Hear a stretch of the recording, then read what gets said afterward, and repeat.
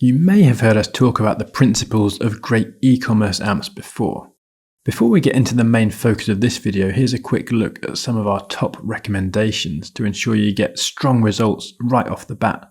When you nail these, you can get great visibility with your amp campaigns. We see online stores utilising amps really effectively all the time. Every amp builds a bedrock of content that establishes niche authority. That means they're getting more eyes on their products. Okay, so you want to run an amp campaign for your e-commerce store. Here's the biggest thing you can do to hit the ground running.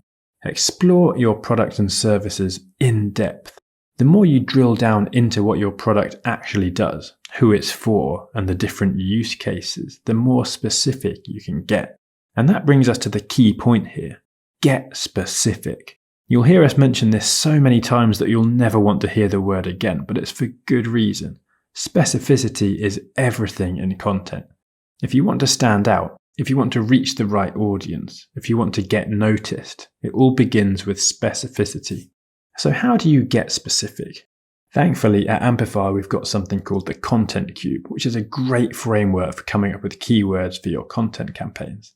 Just answer a few questions and you'll get a year's worth of content seized just waiting to be explored. That's 6 steps to a huge range of content ideas. And what you get is a practical tool and clear content roadmap. This really is a super powerful tool that can help you to get the most out of your campaigns. Once you've got your specific keywords locked in, lean into them. We put a lot of emphasis on the news module, but it also pays to use the multimedia modules to your advantage.